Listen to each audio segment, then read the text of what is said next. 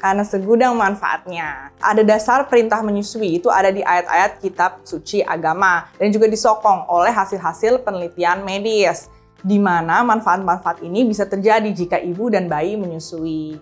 Manfaatnya ada banyak sekali untuk bayi karena dia adalah makanan pertama dan utama bayi di mana bisa mencukupi kebutuhan nutrisinya dari segi karbohidrat, protein, lemak, lalu juga mikronutrisinya seperti mineral, vitamin, antibodi. Nah, di situ dia bisa menjadi proteksi terhadap berbagai macam penyakit, infeksi, alergi, kanker anak, penyakit hiperaktivitas, autism, penyakit-penyakit kronis seperti diabetes, hipertensi, jantung, obesitas, bahkan sampai stunting. Lalu juga bisa mengoptimasi pertumbuhan rahang dan kesehatan gigi geligi. Manfaat lainnya untuk ibunya itu bisa menurunkan resiko kanker payudara, ovarium, resiko baby blues, depresi postpartum, resiko Alzheimer, osteoporosis, dan juga bisa menjadi KB dan diet alami ibu.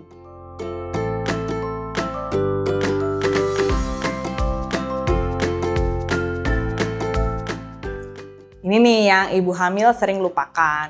Jadi persiapan menyusui itu harus dipersiapkan jauh-jauh hari. Biasanya ibu hamil itu udah sibuk sama mempersiapkan desain kamar bayinya, baju dan perlengkapan bayinya, dan juga persiapan persalinan.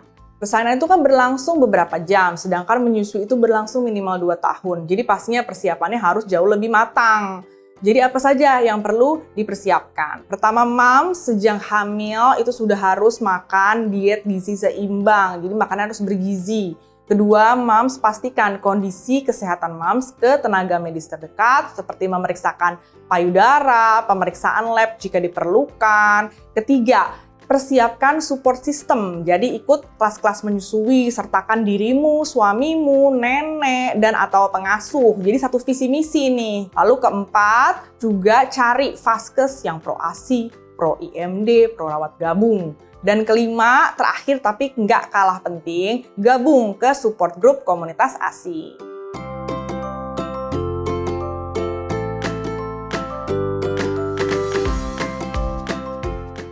Moms, menurut WHO, World Health Organization, moms itu disarankan untuk bertemu dengan konselor laktasi saat hamil itu 2 kali, di usia kehamilan 28 minggu dan 36 minggu. Lalu setelah melahirkan, saat IMD, dan juga di hari-hari pertama saat masih di vaskes. Lalu saat kontrol, bayi berusia 7 hari, 14 hari, dan 40 hari.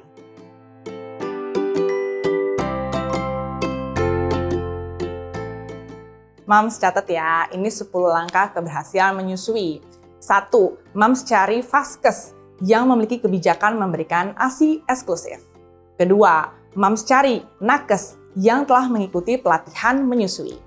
Ketiga, moms cari informasi seputar ASI sebanyak-banyaknya selama hamil, seperti manfaat-manfaat ASI, posisi perlekatan yang baik dan benar. Keempat, moms lakukan inisiasi menyusui dini atau IMD pada bayi baru lahir minimal 1 jam. Kelima, pelajari teknik menyusui yang baik dan benar, hingga bayi bisa menghisap payudara secara dalam dan mendapatkan ASI yang cukup untuk dirinya. Keenam, hanya berikan ASI saja pada bayi baru lahir tanpa makanan dan minuman tambahan, seperti air teh, air putih, kurma, pisang, dan lain sebagainya. Ketujuh, lakukan rawat gabung ibu dan bayi selama 24 jam. Kedelapan, berikan ASI semau bayi. Kesembilan, hindari penggunaan botol dot dan empeng. Dan kesepuluh, bergabunglah dengan support group komunitas ASI terdekat.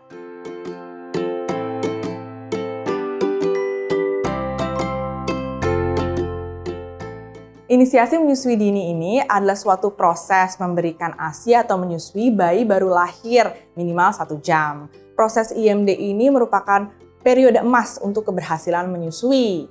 IMD ini penting karena dia akan mengeluarkan hormon oksitosin yang dapat menstimulasi hormon-hormon laktasi lainnya untuk bekerja. Sehingga akan keluarlah kolostrum ASI pertama yang berwarna kuning, yang kaya nutrisi dan antibodi yang penting untuk bayi baru lahir. Nah, IMD saya garis bawahi penting untuk dilakukan minimal 1 jam karena jika kurang dari itu, bayi hanya ditempel sebentar lalu diangkat akan membuat proses tersebut tidak efektif.